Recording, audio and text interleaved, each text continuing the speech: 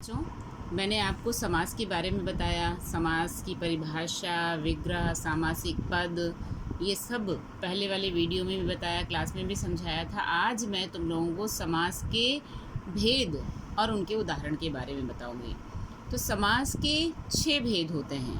पहला अव्ययी भाव समास, दूसरा तत्पुरुष समास, तीसरा द्वंद्व समास, चौथा बहुव्रीहि समास, पांचवा कर्मधारय समास और छठा द्विगु समास।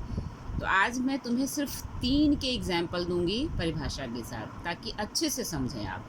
जैसे अव्ययी भाव समास, तत्पुरुष समास और द्वंद्व समास के बारे में। बाकी 3 का जो है मैटर, जो परिभाषा और उदाहरण है, वो कल के वीडियो में आप देखना।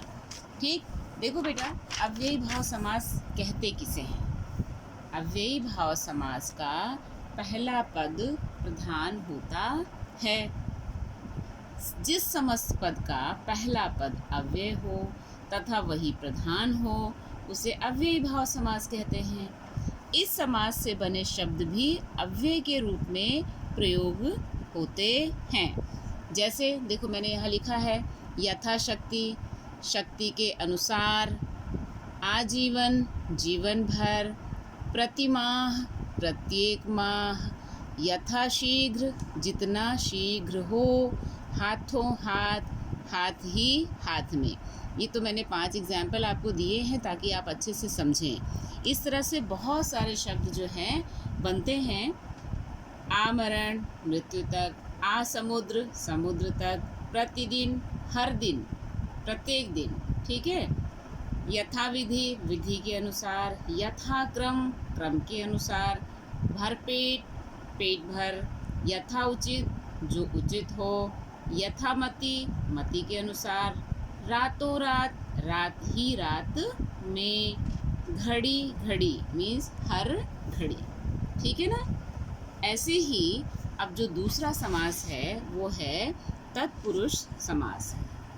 अब आप देखिए तत्पुरुष समास किसे कहते हैं। तत्पुरुष समास जिस सामासिक या समस्त पद का उत्तर पद मीन्स दूसरा पद प्रधान हो, उसे तत्पुरुष समास कहते हैं। इस समास में विग्रह करते समय कर्ता और संबोधन को छोड़कर अन्य किसी भी कारक का चिन्ह आता है। इसी प्रकार समस्त पद बनाते समय 2 पदों के बीच कारक चिन्हों का लोप हो जाता है। जैसे कार्य में कुशल, अगर इसका समस्त पद बनाएंगे तो में हटा देंगे और शब्द बन जाएगा कार्य कुशल। कारक, इस विभक्तियों के अनुरूप तत्पुरुष समास के 6 भेद होते हैं। कर्म तत्पुरुष, करण तत्पुरुष, संप्रदान तत्पुरुष, अपादान तत्पुरुष, संबंध तत्पुरुष और अधिकरण तत्पुरुष। ठीक है। यहाँ देखो, उदाहरण के तौर पर मैंने बता रखा है आपको। नगरगत, नगर को गत, गुरुदत्त, गुरु द्वारा दत्त, छात्रावास, छात्रों के लिए आवास, पद मुक्त, पद से मुक्त, करोड़पति, करोड़ों का पति, ध्यान मग्न, ध्यान में मग्न। ये एक उदाहरण मैंने आपको हर कारक का दिया है।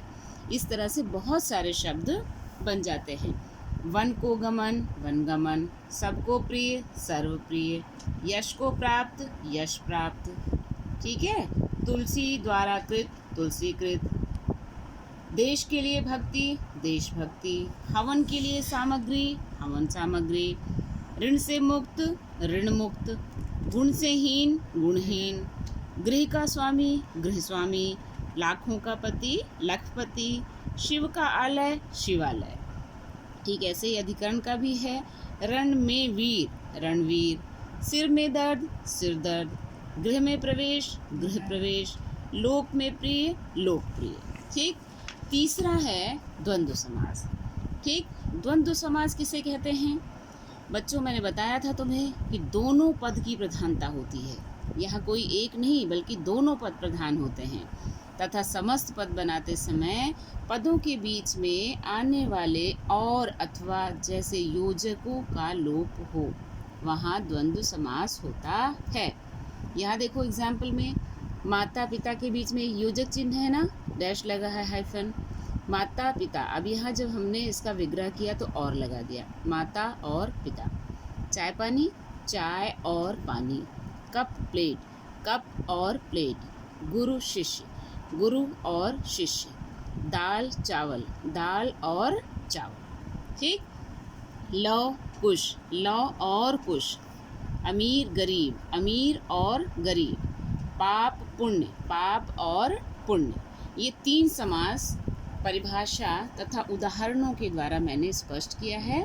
इसको फिर से सुनना, जब कभी कोई दिक्कत आए तो आप इसको बार बार सुनोगे, उदाहरण भी सुनोगे, परिभाषा भी सुनोगे, तो कोई भी मुश्किल नहीं आएगी आपके सामने। ठीक है। इसके बाद के 3 जो हैं कल।